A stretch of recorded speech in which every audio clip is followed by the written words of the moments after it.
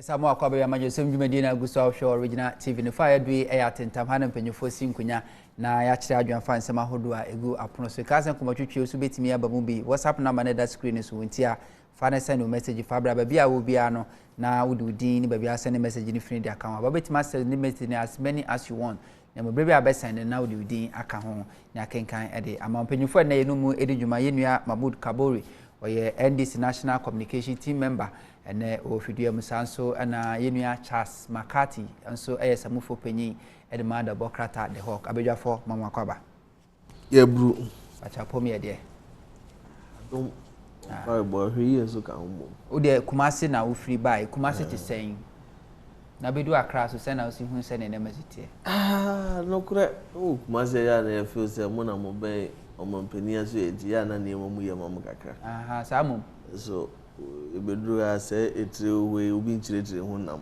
so don suffer to obo hu se di otire hunam tie se ba bia anwoye it's rather unfortunate se especially mabuna ke wasa flicker of hope se tie ni adesan mu niema beje yi na nka ye nya ni daso bi so china bi wo homan no we are gradually losing that hope and come when brenti one for nam kwambone pi so na epe daily bread kan no yetifie no pie na ukita bibi di bafia first and first na adi we ko for free and now pie na di bibi ba ma me so nya no he kwa san family no bra nti anya me won se abamu mpenimfo ba na omo di asam no wada na terrorism bi free ba bi ni di ekeka ho peni se ensenya adwuma no bonsambo no pawremfo anambwa ti empire ne yebo se rade no ade ebetwa sapo kokoyi na esu obi amuna enu ntina ma mpempi yabamu se sanse waro shemu se sanso no tegu fom a fom memre okay yedu ya be fifiri ayeso ebedi so fa so. Do you feel threatened? Said the national security for a boy kokoseni pa boni for be person media boni and TF security measures in work. Of course, wherever you live in a society full of economic hardship, you know, some of these things are bound to happen. And me and you say, "Ochinabi, we can say, me be the come home yawo." We can na saying time we as Ghana ni bi KNU as student bi akojo ni hwan ISIS ni dey we na e komo ni bre so what you say sebe yesi wachiwade akura no ba na se we wuo no nkwan finfin na ogina utimi di wachiwade na munya nkwan wi a watwe ho afro nyesa na ti nti between say komo be de woni awusu yakumu ene se ubenya aduane adi ne or survival no which one is which we are not advising and say endorsing so being quite money but they can say these are features of communities where some of these things can come up the man you will be one to never be say be free by being neighbor no sometimes I want to because of strict compliance be aware about the security na ma akodi any ade na e some be room but omunya alliance work inside local alliance a metimi aboa ma omo akodi ani ebedi be faka mu kakran he utra Burkina utra Paga eko Burkina border so just about 9 kilometers but I tell you what filling stations here was a short distance area no a filling stations here wa kra nyina I see a number of like numerous filling stations and it's not because nipa bi go wa motor fuel because anadwo amount for use the other means of transporting fuel out of the country. That was then a brand new fuel no more for Ghana hatching Burkina Faso. And then where is rather the vice versa. Until Abrebia no be pebonia ya what they sebe timamunina yes abon yes ya who want to abontim from anambwa. And until medium who say Ghana as it is now has gotten to a stage, a kind of a society combat me ama BBS. Okay. Combat me ama nipa e bone bia. Okay. All right. There was a remote course no. Which remote course is to say yaban mumpenifo and the society at large. Ya beye de sene fata to lessen the economic hardship a good or man for so. Okay. Especially yes, we need to be more asia. In So obnoxious, sensitive, and burdensome taxes. You be good to my phone. It's a so na se near member for more.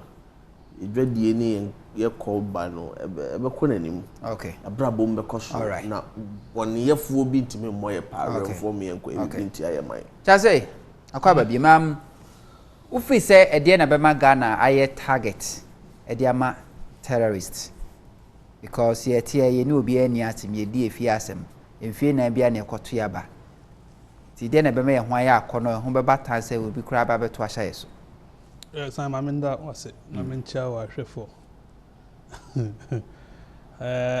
obvious say before we be decide na higher destination no just say why an assessment and we saw situations what or my the prevailing conditions what my no making it such that oba obetimi anya aboafo do you get it am omadi djuma opesu oba abedi no and they say harsh economic conditions.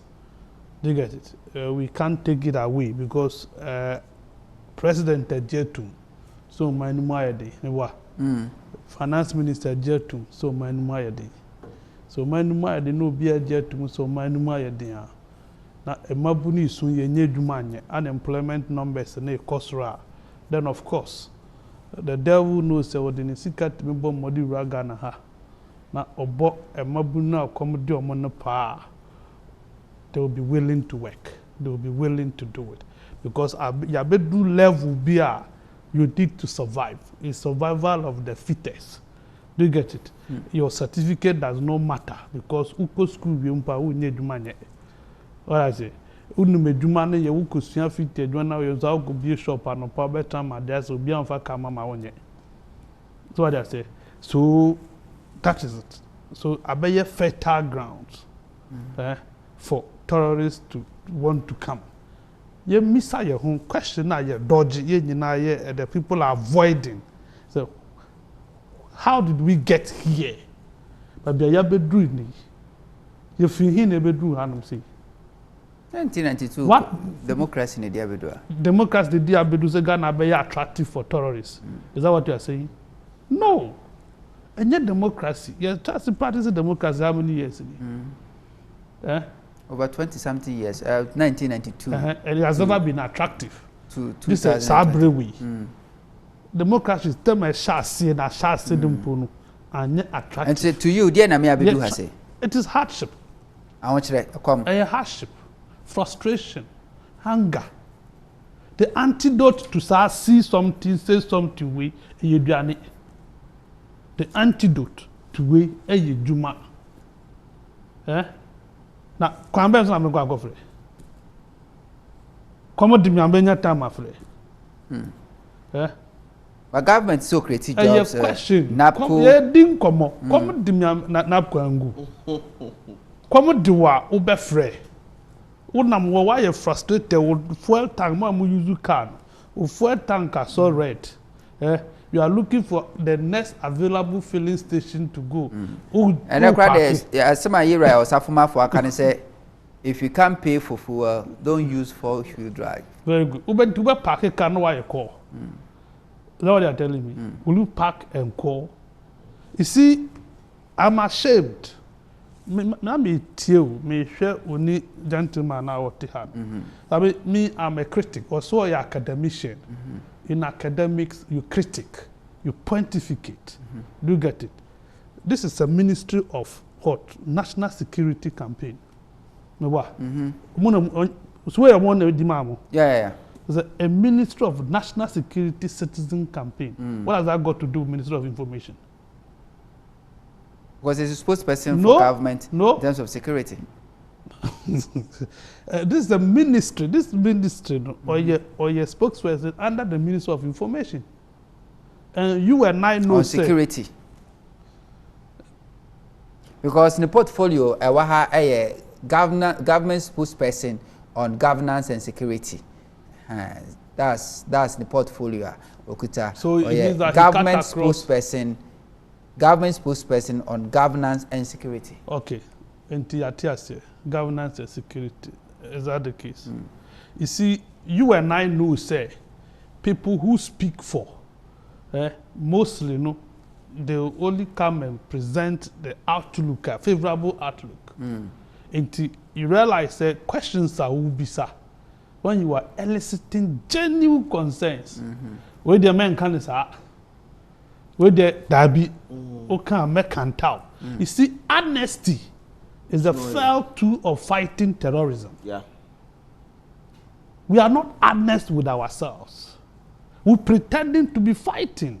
Have we accepted or see when you say the country is broke, he retorted that it is not true. Ghana is not broke. Security experts. You are not presenting the issues the way it is. People know. Our president has spoken. The commander-in-chief said that, look, let us accept that there are challenges. Finance minister Aka, why would we be going for e-levy? But when you were putting it to him, instead of accepting the reality, or see there be sir, Oh, sure. So the actual report, state of our security, on fund to that. Do you get it? You present the actual fact for people to empathize with you. But when you create the impression that everything is absolute, everything is intact, nobody would want to help. And then the one who sit to my for you. Today, national security now finds it prudent. Said there are citizens. Always, so many say, And no more at the least provocation, no more tutio kuyano. At the again tutio mu tutio. Crowd dispensive ben ye tutio. Nobody dispenses crowd with firing live bullets. Let down arm. Nobody does that. But you cover up. You were police for mu come more munyanum. And you cover up with them. What is this wicked about it? Then we have a cat and say, me who so be a packet coming from. Let me find one. You see, until we begin to tell our leaders the truth. So let me conclude on this subject. Okay. McCarthy baby da. Send me nife. Among us your maton or cantonment. A man for forest and so mutui. A man for tokwali. Man for nyesikabu some wetland calling on motor. Minibi. But catch that. I'm on record to have told you say no muye. And dick na me bomb modi do boanoa. Oda ponano for sa. Me do me krom. Manga sancho. Na de krom wode wade dey chese ho de hobejo. So we krase. As a me no afeji video. Say boss sister, I was about 5'4". No one more true. Answer. What I say? See, the issue no any abedru no. So I mean, this and then ya bedru no. And then a man for pomo aja padia bo ho ban. Enti no ye na komode ye no. Ya brefo no. Ye nya information na ye mfa mo. So the bottom line is the am I attractive to terrorists and say there's so much hardship in this country. But as a government spokesperson, say be honest, what admit say, you know, he's a politician. But admit say ampa and then we be say academician. Yeah. That's how he told you here. He says academician. So we'll take him as an academician. Okay. Young president, and now the Danko Akufo-Addo. Actually, how ISIS a chance here. Sure. What about ISIS? According to Akufo-Addo, in 2016. Hopelessness, joblessness, youth unemployment. Exactly. So before Obi ebe na been so near besi bia besi lumba se ukoto se sika da bola so afa na sika ayo hene sika fun bia nim anya sa na tie and this officers are there okoye maybe 30 minutes 1 hour project obewie na wa ye reach anya bibi kakra e dia hwe abusia people who do okay until here let's do it better. Now Ghana ye ma ye nyina. Okay. This is our home. This is our heritage. enti amanfo kasa enyo time. Do you get it? These are some of the reasons why people are talking. Adichi amanfo kasa amanfo jedede, so that we won't get to this point. They said now America beat me kopia school bag no tutu kunipa 23. We shouldn't get to that stage. Okay. Let's do things and do it well. Okay. Well, now borders now more can borders is protected. Or say Oma straight according to. But say you the soldier for, any armor cars ako fight COVID-19.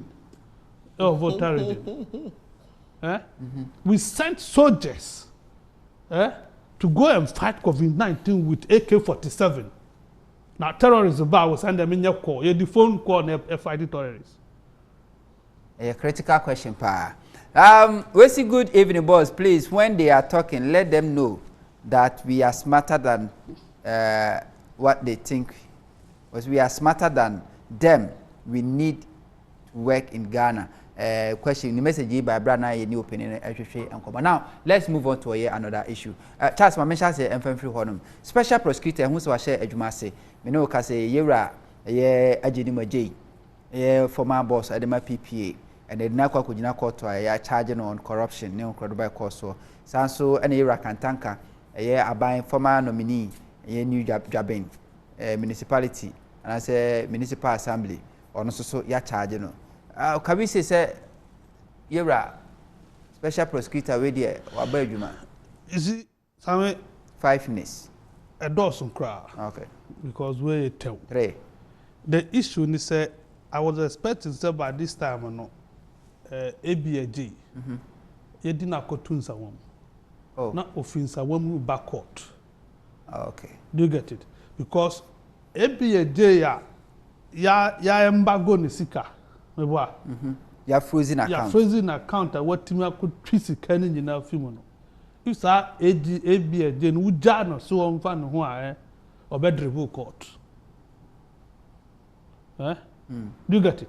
So I think say special prosecutor so ye be no ma ye critical on him ye boy in some manner. He should push that the man should be kept in prison custody.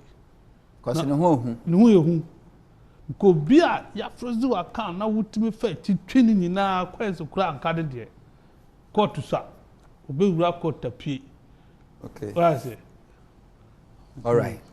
Minia, special prosecutor share Jumase. Same, a kufubi the diagro my muache. Now this is one of their antics to fool the people. Na pempi na kamuni ebu baby say kase dua wo intiaso mprenu. Obi dika bitiaso ebe wo. Eti wani beda ho obi ye free ho no. My mumpenimfo feel say obi to me adi atem na omobu animtia mbre bi omope ye owura kisi ajabia ye nyina no something to kind of calm tensions down na nye bibia ye die to kata se proye ne kankan ase ade a owura ajenim yeye no ade a woni nanado dankwa kufuado ene aban mu mpanimfo mo ye kana sichi kwan so sesika awo se brabe pe sam mo a wode boa ye 2016 campaign mu wo se won sa kansa sika no before se wo wura no be PPA boss then sika ne dem ne na bontin nyina 54 Ghana cedis 54,000 and 50,000 say 54 Ghana cedis sika 540,000 and now we start year adwuma mfie mienu miensa pe we sika begu accounts no ye Ghana cedi no opepepe aduanan 44 million in 3 separate accounts and na sraje kwa nhwehwemu sraje ye wie no de report ba say e kana sichi kwan so e kwanbone so e frakadam na wunya sika no and na wa sande asem no call high court say wo ya appeal who do court asem a court ka kire we say we find the respondent Mr. J's explanation completely unsatisfactory, and that he could not even explain the source of the large volume of excess cash in his account. One kasa ko jina court went me and chere the ntia sa sika podu na begu account. But Yamidu, then special prosecutor said, "We apply to court 12 months embargo yen freeze your account." If you happen on Mampenye Gufa do say obe frustrate Owura Matiamido. O frustrating no ama ono ade ni pem de adwuma no to ho. Ene pawo Owura Kisi Ajaben. How long did Kisi Ajaben needed? How much a time did he needed to continue adwuma na Matiamido aya bedrum pembezo awayedro? Mind you, special prosecutor do not have the power to freeze someone's account beyond 12 months without pursuing any legal action based on the allegations out there. In the 12 months, also now to infa nuko jina court wa.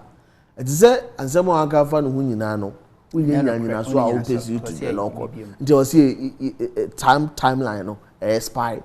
12 months is over. Kisi Ajaben carry. Na don't carry. Attorney General or no timi kofa sal foko jina court so omu nya Ghana for omu hia mrase bedwani. Otimi fa send off for court say omu hia representative because omu MP no asem won ho de di na so Attorney General so a on way home match player. Ala tamowe wanka ho asem. Ena Owura Jenim ya san court say 12 months na so nsem om de tu mi so omu timi fa court. Eti mu mi ma mi na komo ya. So me baby am tese si and I won't fought Ajenim Ajay. A year orchestrated plan by Akufo-Addo. Says the most 10 years Abrantia of board memory in 2016 election. Ultimately, any public office in hold it 44 million Ghana cedi we no. Or no one for good. And the account to me and sending a dollar account to an 4.4 million. CD account to an over 15 million. Pounds account and over 54,000 pounds. Ni na ukomwa one Ghana cedi eko me cedi minim. Na sebe ye de jawani enfanso awo. Okay. Enti Akufo-Addo Kisi Ajaben no mu nyina sahwem. Eno matena se ye hwe han. Ene wo de ne kogina court so abo ne charge say charge ne kosise. Uwie na so sisika no wo de akoma children's home anti yenko gu Ghana children's home nyina ne yenko sisika no mra na. Okay. And as what they acquired the open house also did not go 12 years. I didn't see. All right. Me question me be sound says me. You were real case scenario woman. At say Japan like you treat yes can be a comma law firm bit say Gabiot da common law firm so communal legal consortium. And the Japan we pay ya. Why are we not retrieving that money? I didn't yet MCE be also a tria bribe but you just uncle for me. A Japan Matiambi say it's full of cronyism, it's full of corruption, it's full of bedridden. Kisi Ajaben by then one can find Japan. So there are serious issues that was here can was so was say election corruption here can has any original election but one tie won to meet Kumasi wo 5,000 cedis per delegate. That is corruption. And you 5,000 per delegate we approve. Oh me say o de opa sebe yesi dance edi ne kum so nkuro nso ne ehwe anamboa da o meto aba o de opa o so fu ani to fu enye se afi ne ekopa evidence because for na wo me see amanfo approach yesi ye de enkoto manko kabia o utumi so o ma 50 million constituency executive constituency executive enu o me na kon nakra na ye no o me na share o radio so public knowledge and as a confidential information to you and as public knowledge of public knowledge anu ti na man ne Kumasi election amukoi krano ebi musu satani untumi sifa. The point I'm trying to make is that and fire who will be anya ne sika corporate ne post no so kwa gotua bibia ma obi ato abama no. That's not really our point. Our point is our mind sika twetwe ye di betimi bi papa nkofo bi afa no kwambone so special prosecutor ho ne hia ye. Okay. Sanse ho. All right. Ba bi o japade wo. Ho na akoma so ewo. Charles ma mention say enfam free minority for call for a probe into Achimota or Mampeni executive instrument 114 no classification abani no much say or Mampeni poni said to me no into me and from linking that to yes John the legacy me no cause lands and natural resource ministry which say or much checks on my chest John any land title be or Achimota forest into no sa 7 year more infant to go acho Sammy that's it 10 minutes. Topic be 10 minutes. It will be back. National security. I see. Okay, yeah, into 15. See what? Yeah, 15. Yeah. So I mean, media maka say parliament won a contaminated crime scene. Into no investigation be a new or moya maybe few more back. Me minority for na probe wo de ma me missile question ye nya deal with what is the outcome of the following? Minority calls for probe into COVID spending.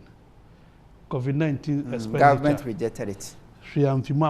Minority files motion for probe into COVID vaccine purchase. Sputnik V. Nito probe frontier healthcare solution. COVID testing. Ewo Kotoka International Airport. 0 results. NDC calls for probe into account of First Lady. 0 results. NDC probe Adwa Savo presence in Parliament. 0. Minority calls for independent probe in Apiachi. 0. NDC calls for independent probe in Ejapa. Several. Ukobo minority probe, you will get over 50-something thousand results. We just a little of it. Do you get it? Meaning me, Abaye say Parliament. There, you know my position on it.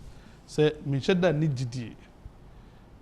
Ewe Parliament, because me who say like I said, a contaminated crime scene, and in a contaminated crime scene, biano, we investigation, biya nothing good comes out of it.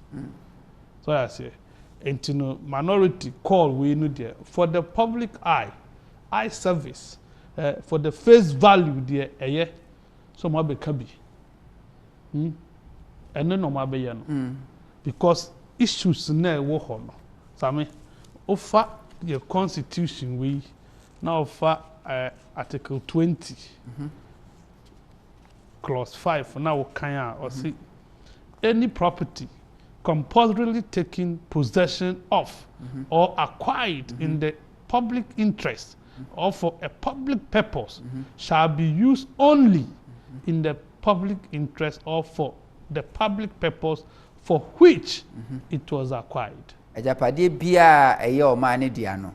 Ye de beye bibia o se de ye ya no ba ehyeso ni o se ye de ya de a ebeboa ni ntia ye di ye mutai ntia ye di na esomo manfo. Now let me read the 6. This is why. See, where the property is not used in the public interest or for the purpose for which it was acquired. So ko ba se sa ejapade ne yamfa nya adwuma de ntia ye gi ye ana se butai tia esiso de kwaje ya. The owner of the property immediately before the compulsory acquisition shall be given the first option for acquiring the property and shall, on such reacquisition, refund the whole or part of the compensation paid him as provided for by law or such other amount as in what as is commensurate with the value of the property. Okay. Or since ebre no so, there ajo ubi ajapade ne akwakoje se de koye bibia ma ma na ya anya se emfie no ya share no so ye na se anya se nipa na asase ne dia no otimi beje na ade na mom ansa na yekoje asase ne free se maka yetua de ma se nipa no e wo se nipa no hwe asase ne bo ene no tua ho ka pepepe sanasi no Niesi no sanity. Debi, achimota de no. Achimota sanity. No. Because he ante say owu family to baby. It have ka say receipt new okra ye tuaka. Say receipt new there's been compensations assassina be diga na ban ho from 1927 embassy ne 2007 and on marshal say is it not for them to prove that indeed they were not paid? Is it not for the old family to establish the fact say indeed ye G assassin yentua? But in this case, Abanesio, there is no record. First one I G and ye triaka £4,000. What I say? What the show said? The friend 1927 then the yentriaka. And to say the assassin. Are we still using it as a forest reserve? Yes. And to the essence of Nintia Yeji, the purpose of which we took the land from the Gam people, from the old family, no? So I mean, many will say, we are still using that stretch of land for this purpose. And there's no need for you to even tell me, say, who the assassin because of my petition. And the reason the minister said was the basis for petition, and he said there has been encroachment. Encroachment did you assassin? Many are buying a waji assassin. One to me a more assassin no one buying. Now obi encroacher. And untino it's enough reason for you to say you are giving the land back to the owners. And to me, feel say giving back that portion and kayedi more ya to the periphery no. And kaysin omutiaka. Esi owu form heading. Etuaka edema buying. Per law. Because of Korea agreement, President Mahama person here now almost release that releases land in the more 99 years. Yes. And to the mom as a lease. A best number back to our buying. The 99 years from 20 million fine don't person me ya ban so be to me aje. But a per constitution already article already. I just also family chia a banker. To pay for that the land. Value of that mortal land and the value they see the mom. But the intime anya sa. Intime what kind minister and statement say who will be a press statement on the 17th of May 2022. Last week then. Okay, second paragraph. Or see what EI 144 does is to make the peripheral portions of the forest reserve, which had already been granted to Owu family in 2013 September, portions of which have already been developed. They say, yeah, developing land and that. Yeah. According to the minister, no. Portions of those lands have been developed. Then, above from that, or see, the essence is to make sure, say, people who have gotten it can develop. It's not contradictory. If they are portion, the more money be a firm baby no may develop, a firm baby also may develop. Now, see, if people can develop, without de-gazetting, without declassification, do you need EIP to get it done? And that's the point. Because the statement itself says so. Among first shall see develop portion B. Or not develop is develop. That is what he said. Do you get it? Then you turn around and say, me, when the minister presented this thing, I wrote something on my Facebook. Because I mean, you told assassin 479 hectares. And you told in 1927. And can for your own family, you just assassin 479 hectares, not acres. Hectares, and you do few or more. Out of this land, you were Gimpa. So Gimpa is on this land. You were Forestry Commission. It was land. And you were Seismological Department. We monitor earthquake for no. And also was our land. And minister say among fire encroaching. And for proper accounting for the piece of land, for our land we know. Now you should have come to tell us, look, and then Gimpa 4 occupy 1 acre. Forestry Commission occupy 2 acres. We occupy 1.5 acres. This is how much land that you might encroach, 10 acres. Until you were this percentage of acres left. It is our acres we know. You must say and so that we can get the peripheral right. I mean, minimum say fat motor golf honomo pillar 2 honomo now. Among first walls. I was asking about more young kunyar people have already project cost. Do you get it? And the Southern one be accounting for the land that you are showing. Niako, any Niaka, but just to come and use jargons. It's a peripheral. So I mean, 361 acres. Is that peripheral? Your fact, you've heard the company full name. Ignite Media Group. Ignite Media, mo environment, mo peripheral, 40% air peripheral. Can you say 40% of the total property we know air peripheral? Aba, you see a bon as anity. I mean, they say people should carry people with some sort of answer. Now, where Kobani now, I mean, MSC now we can say the minister has not been able to provide a single letter. In 2007, in 2013, 2013, 2016. I said indeed the old family had petitioned Abang. Said, they demanded this number of acres. We any dia mom, yes, there's no that record. Now, yet, Tennessee say see because Anka Bind is an institution of record keeping.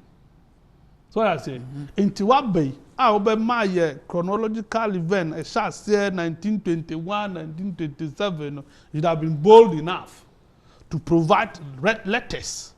Our Moody buyer in 2007, letters buyer in 2013. Do you get it?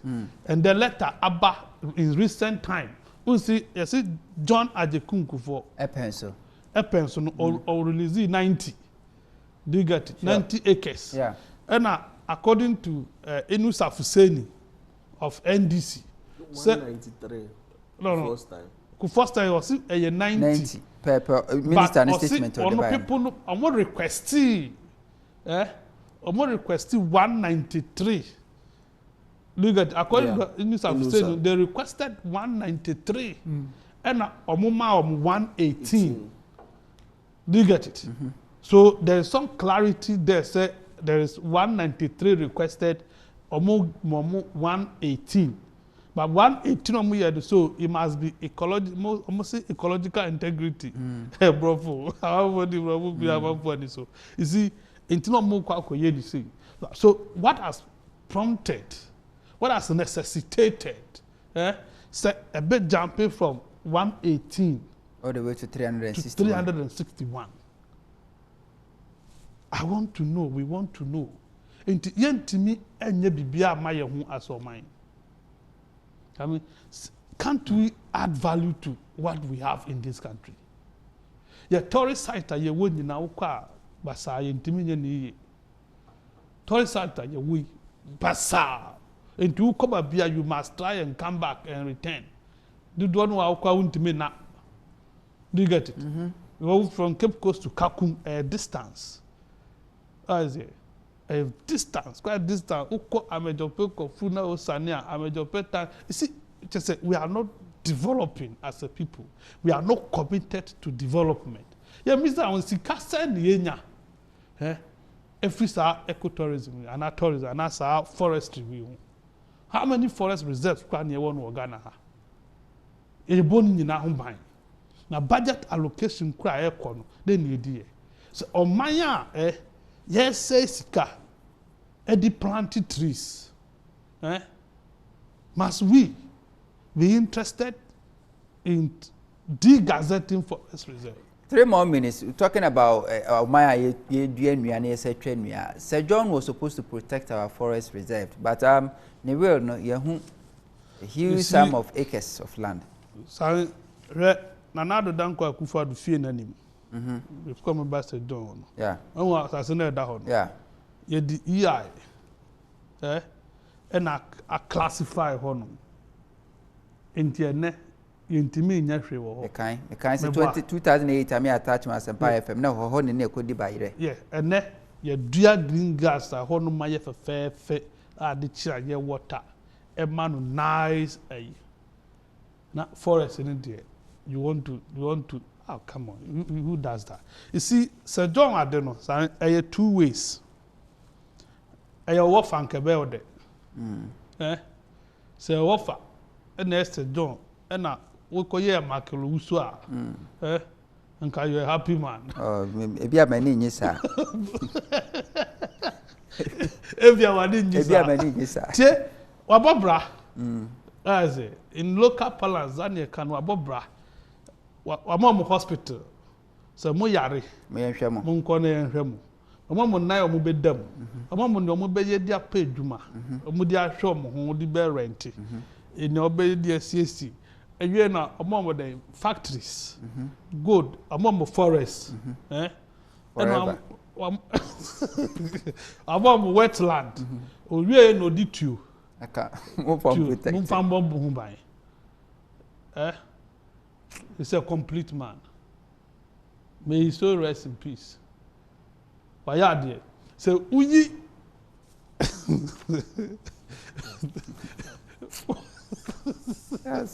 uyi Achimota forest na esi watobi no. Na uyi Ramsar site na wajibi na. Think niya can obi answer dan raise issues on it. Meboa. So it means that a normal. Yeah. A month for atomizing 75 of the foreign account. Who could do Canada, the Canadian dollar, who do USR, the US dollar, who do UK, the pounds. Abobra. But a buyer no, quite a fast work customer. Near pushing no. In a case, Minister can say, okay, let's probe it from let's say 1992. MSC the committee, bipartisan committee or whichever committee, no more investigation, no more report, Emra.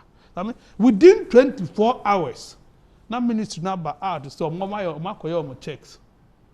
Now, say don't deal him. Meanwhile, what kind will now? So don't say, what my number will be our catch us, assassin. A company wedding in the name of this company. So you can't go and be looking for Kwajo Usa free. Do you get it? Because I have a land, my share of land in Kabore company didn't force me. Yeah. No, Kabore company that you go and search for the company. In any case, when you say assassin, if you don't owe the title to the land, that it won't be in your name. Sure. Yes, Anity. Sure, yeah. If you don't own the original title, yeah. the land title, it won't be in your name. It nipana will pass as soon one. Only dinner already. It is a over now, but two agreeing, two gumuzo, your coffee and say, don't deal, you have not been truthful. You have not been fair. All right. And I think that you're wrong. But me say, in as much as I condemn, people have done worse. A man for your way so. Say John Tiaseno. Obi an cast minim. I've not had report that just said John. Akoye we wakwese. So I say. Ye wa man for mo Tias ya bom wouldn't see galam say no mu yebi. We have not done anything about them. Our investigative bodies are weak. Are useless. Ni pane Tiaseno. Ma investigate, ma nyehwe, and now what wukui. How do you even establish? I'm for see any man. I'm for a bokro no unexplained wealth. Me what? Upa yenchi na yanko cantonment. Go and find out people building. If they can hold those lands. And pass them. Then that is it. Okay. Meanwhile, you were Yoko, you were Debenko, you were there and the special post. They are not doing anything. That is the point. Okay. Mami engage menu ameka ahwefo so so betima send no message na ba brepam no na yakenkan nyina ade ama Kabore forest hu nsensem yi de abobo ba ne sejon hu nsem yi wo so jeni say some 90 years ago Runifita na obetena yeso anu wodi yeso ya dream bi say hu be hia say ye benya portion of your community na no that so your natural state. Say abrofu kasam ko free be photosynthesis. Ye home carbon dioxide e babontin no. Ya no twe. So be your greenhouse effect ni ade so beti. Mpuko mu kura so asama oxygen. Ntiko mu kan ko kasi so say when the last tree dies, the last man dies. Who be here say by be any party be and was in some sort of a forest reserve. Boama yenya a complete ecology in ability to survive. The legal layer about sa forest reserves actually more than the mountain tima basin there. It's an EI. Now, maybe I know ye said ye to me anya the natural state in a very long while. I be boy na titu ya pomode. 2016, Abra kanima mpani John Romani Mahama teso no. Ena emra senior kan ye. Na kan what to which purpose you took a certain land, are you going to change its use na de keka ho no. Ye san benya mra bi beta ya kire a na no ye Land Use and Special Planning Act. Act 925. Say no kra be boa ma sempuku aneno ba be ye ube change the use of which originally what did you assess no anampuku ba be rezoning. Okay, I had no more ye reserve. I have a friend of periphery de keka ho. One or two mi she o monsa o metumi ayesa anya mani nyina. Said ye be ya o chena bi o mampani bi nko anko gina ni tumi so say. Misusu say to say ni yenye da yemfanya no. Enti the akoso in a matter of some few days no. It is not just adufudie pebi anase obi na okuta tumi na wo hotiri eka wa for yabati. Then there is another aspect of it which is gross disregard for the laws of this country. Now, the person bisa a very important question. Leya no aye EI abo asase no ho bias will be maso. Ya yila sa leya na firi ho. Ani ye say ye hwese ye bebo ho ban ma obi e masase no so. Mpokura obi a wafa kwambani aba so ye kwakoje. Same dokunu ni sabe ye hwane dokunu ye ndi dokunu anya de ye behwane. Ade kata homa once na na emu ankra nkokwantim mesoso no ye hwane ehunwura na afiri ho awie. Ni esi afa ni ye betumi abodokunu no ho ban say once na na nkokwantim mesoso. It doesn't make sense. Why you can say anaduma na say we kire no? Uwie ya. Wakwa for EI 144 through an illegal means. I tell you, the president does not have the power to either change the usage, the original usage of the land, or the rezoning of the land as far as the 2016 Land Use and Special Planning is of concern. Now, 2016 Land Use and Special Planning is saying, Ushe Act no 93 1 or say where a person seeks to change the zoning of a whole or part of a piece of land, that person shall apply in writing to the district special planning committee of the district to which the change relates in the form of prescribed in the zoning regulations and planning standards. What kind of form will be do a 9-1? Or say without limiting subsection 3, subsections 1, the change of use or rezoning of a public space shall be subject to the approval by Parliament. So there was nothing like, there was supposed to be nothing like an EI 144. So when Penny Gufado feels say, and then when be here see a declassify Achimota Forest, you afraid by be periphery, you afraid by be main forest reserve, they can come one, a friend rezoning. So when Penny Gufado say, baby be wo Achimota Forest, what say a reserve, you traffic near the development, yeah, this is your danya, and you change of use, you are changing a part to use it for a different purpose of which you originally took the land. Say a better way you know to one, no man penny to me, and your bujina put to me, it is by parliamentary approval. Let me tell you when you go through. So you see the illegalities. These are the illegalities. The minority with all this evidence available at their disposal say, you probe. Why na ko probu biem? Sabi penisa we di mumra won to mra. Enti mu amu na mo hyehyɛ mra no. Na mo na mo atwitwa mo ntoma anka yenim sɛ mo na munim sɛ de mo mapam no afa. Wo bia ba wura mu fie mo backyard ya si mra ne tiri ase. E de kana sechi kwan so e de anya ne de akora ma na namfo ne na busua ne na ba mu mpanifo. Na dansidie kese se wo ho minority. Don't you have the power to annul what the president is doing? Don't you? I side completely with senior. Say, man, Parliament Wangasan. I don't want to commit. Maybe I made a typical partisan background. But I'm telling you, the earlier we stand up to honesty, issues that has to do with the reality, the better. And these are the issues minority members are raising. Now, Honorable Suhini, sorry, on the floor of Parliament, he made his argument around Article 925, land use and spatial planning. What is stopping you guys? And the challenges with the whole situation, we are quite to say, this year young group so well, and it shouldn't be one-sided. See, but to be a common form, said John will buy and almost don't want really because Kofobi silence is becoming a nuisance. Probe, yes. I mean, almost the same thing. I'm a screenshot to probe. By your 30 go before one come back and I would kind.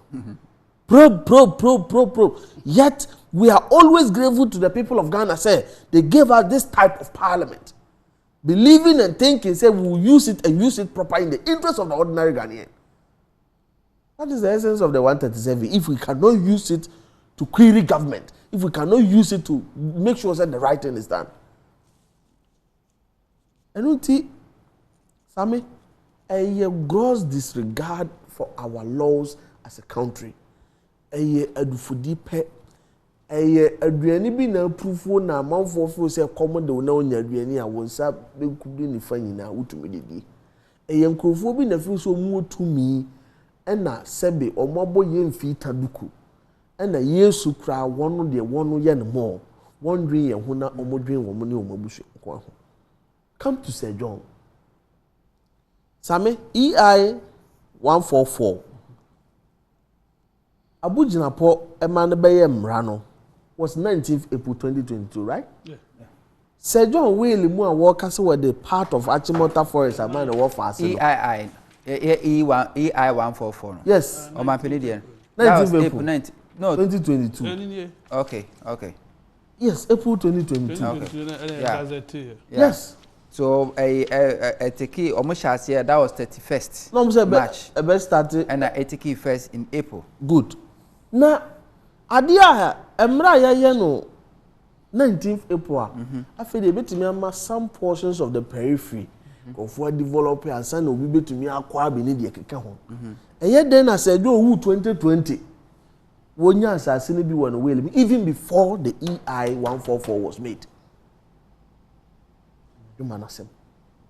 Executive instrument no Mampenia said the minister said on behalf of me manenya mra na some periphery nkofo bi betime develop any ade minister kra ka say ebi ma develop ebi musu betime develop any ye keka ho no.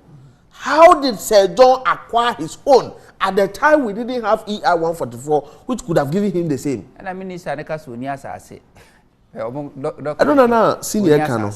Offer Sir John will na one of the pages a year point F with your permission. Or say I give my portion of land that I jointly own at the Achimota Forest in the name of DML Limited. DML Limited. And to we a minister of lands and natural resources, I had a lot of respect for Abu. Minim so betimi ama power. Ama sebi so sebi nya de fere e ma na nimu sa. DML Limited na Sir John say na sase o wa Achimota one the man in the name of DML Limited. So why do you go there and be looking for Kwajo Uzo free? It doesn't make sense. They said you're gonna for hurry and nimukosro. I said in Puerto. It is clear in his will. DML Limited is not the same as also free. So who baba catch say don't di ni mu a. When the someone say don't di. You say DML Limited ye dey nya as kwada kwa be catch re. We say don't di ni Lands Commission grata mu. Say don't catch re as na any di mu. Mo sorry amona mo say you are elitist party. Among from parking kind. Minister no one see trust wo fadiem. So Paris said the same. Oh, and yes, can we get this land back? Yes, we can. Can be ni betumi aye. Okay, in 2008. Okay, in 2008. Asase anei ehọ na Ministry of Foreign Affairs egu MPP aban eton ma owura bi aye frɛ no Honorable Kofi Oseamia. Satan no na MPP MP was so jamai. Yeah. You told me 10 million, 1,000 Ghana cedis. As the Kakra Ministry of Foreign Affairs goes to know because they in a party, not connections no when they account. 2009, your Baba first thing that Professor Mills here was reversal of all state lands. Because not the impunity with which I need a ton of money, a buying sassy, a buying bungalows in the account. They are bufu. Does it mean that we should wait for a change of government and sign it? They are not willing, and we do not have that power. We do not have the political power to do it. Okay. And to this harmonizes, sir. It could be any government. It could be CPP, it could be NDC, it could be anything. But we believe the next John Dramani Mahama administration, when you fast road to me, boy, time was chidom. My sons are saying, you know, mutim reclaim me, ya abayem faso dear more my Ghana. Yeah, Ministry of Foreign Affairs, one of the finest ministries we have, situated in a very important place. Right. And kayanya, nka airport to pass when na nka ebia sa MPP MP no kwa ebia ba ho no. Na airport ye ebia ba si ho no. Ne Ministry of Foreign Affairs is airport to pay emboa mo mind fancy of kwani asa nyina so. Yesi obi a wakoto asase wa Achimota Forest. Utria tekwa ka hu so taku no will expire in the next 2 years. Ya de che wode a omoka. Zeda say don de ama no wafasi. No wafasi ne pa wonfa no aburu 2 years nso no watwa dodo no a. Ramsar a heritage site. Enti ne ho wo a wakoto asase de said ye na nya say don ya na be press conference. Yeah. Na wo ka kira hemfu bi se mo mo ton asase na den and na e wo no really mu. Enti wozo wo bi na ene de sebe yese aboa potro wo na ehunu tenten ene se do na ewu na ehunu well wo de bia wa adwen ne se ehunu well da but ye den ya konwa no a wote so as a minister konwa no a wote so as a vice president konwa no a wote so as a president e ye dogo konwa a time is coming you will not be the one sitting on that chair and investigations will go into it. We will visit those sites. Obi awo acquire those land biano. Can who say you are acquiring an illegitimate land there? Okay. We reclaim all those land. And that costs a common state farming. Senior do how rebel. Maybe Sunday I intentionally went there on Monday. Sakumono estate here is way. Oh rebel. Say dan Ghana by the CEO. Say Mrashi Bedwafo MPC or Monkotna ho. Omo akotira hwa na omo asa toto dan de ma omo. Ometo. Now MP crying say yes sense dan crying some farmer omo yes some security enu number. E so far. De ye kan nyina ne say fundamental message ba. Ye bebo ye homodin. Na penise chia na chia mu ye esna bebo nya. Na sebie so sebie nya do enchenche kra wo hui no. Nafe. Okay. Mere bi beba aban yi begu. Okay. Na foforo beba. Okay. Je ye o my Ghana de bia ne beji ama Ghana. Na o my Ghana mufuo sa ye si nya kan. 1992 mrakuni ne no. Ayem faso de de ama o my ni nyina. Enko ye busuan ba ko bi anase na foforo bi. Yemi Aderosi, good evening Mr. Who's. I say thanks once again for coming our way with another great show alongside your honest guest. The truth is some of us have give up in the belief that Ghana could work again, but watching some of you guys give us a reason to think twice about our faith. God bless every Ghanaian risking their lives to speak the truth. we should about say we had light out, so I just joined the show. I'm really enjoying it. Keep it up. I see you guys always make my day before I go to bed. Though I'm jobless, but you still make me feel happy. Sizo, anything go pram. Sizo ubenya juma wate. Ewo Yesu di ubenya juma ye. You know, it's a good evening, Mr. Host. The issue here is not about the interpretation of the law. It is about openly telling this government, MPP, that they are thieves. Nanado and Baumia have totally destroyed the image of MPP. It will take 100 years to redeem the image of MPP. JDM has a lot to do come 2025. Kudos to all my senior man, McCarthy. We a fat edifitama no the way aba. Very good evening, sir. I'm G, but I don't, or say I'm Ga, but I don't know why we are too loose. My name is Eric Anan and the way at the Abba. We say I think your man is making clear to us with the law, so that means this our government is using all means to take what it is not his with his family. Is it true? Or is it true? White man will steal with books or Hineba Edifri Laboni and the way Abba. We say good evening, Original TV. Or say Azika from Nima. Or say the only thing I know about the NDC is that they are learned talkatives. Or say they are learned talkatives. That's what they do. They don't add but always reduce the concentration of the citizens' thinking. They can lure all. Leadership does not deserve them. Good evening, Ishmael from Kumasi. Today, discussion is so good. These are the youth we need in Ghana. You know, Abba. I don't know. Abusiafo, yebesore na yako. Sima mienu manchase fetches makatu. Sima mienu. Sir John Abrabo was a public officer. Obi ona also here yensase so forestry. Odibi to my old to mine and na odibi so eton de man ho. Ono atimi edonate pickup ono an mining company e de bema forestry. Now massa request through forestry see body guard near has located 12 forest garden protect omo na timi e de akoso. Sir John Brown boy, does it give confidence to Ghanaians? Still conform as a media, I don't trust politicians. Politicians are corrupt. They only come to steal and grab state assets. 2 minutes. Sammy, 2 minutes in a member. But the same document. The Minister of Lands and Natural Resources. The EI, no. What he seeks to do is the assassin NDC for the ma for no. And they are giving it back to them. But that is not true. Okay. What is true is that NDC4 gave them 118, not 361.05. Okay. They get it. The difference, you know, when they I mean, Sir John, I would say, Anke ye never asset declaration. A year Juma, Anka will be able to tell.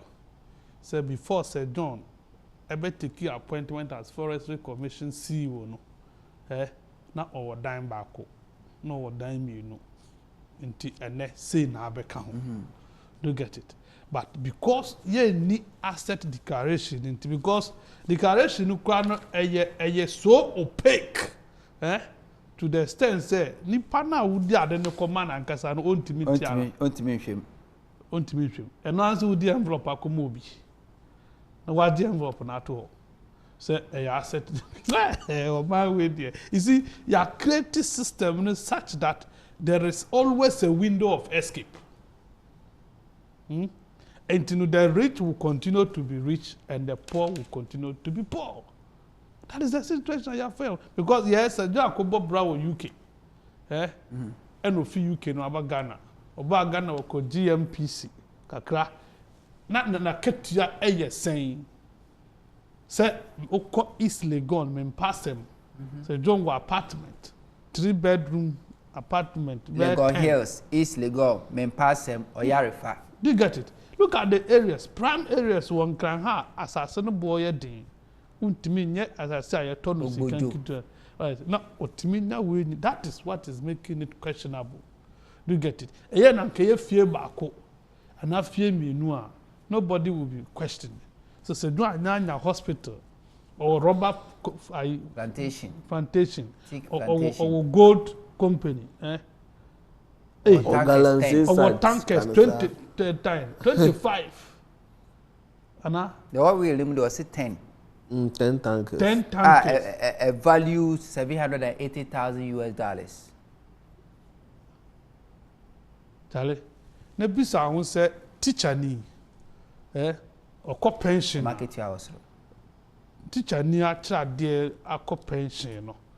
Ne take who ne bibia ne pension na ontimi nto asase won kan. Market hours. Kabore. 5 minutes. Same Ayarehusem. Say don't asem no ne kan bibia ho, but mpani say kuntumpu na ne nkra batado so no kra de control do. Nim say John me ni fifie ba kom. Me maame. Ofi sakora wo no. Me maame papa. Oda sakra wo no sisi ame no kase. Wo fa ase dum pon ene say John. It's in comedian comedy mu ano no. Ba odi ni list no. Na bi media say wa. Na me papa cry say me. Okay. And to the kwa jasa. But the point I'm trying to make is that let's call a spade and not a digging tool.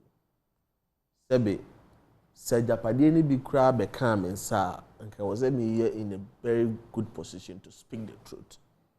We hear all the projects a Japadi and most of it, you know, the timeline or acquire those properties attached here. Yeah.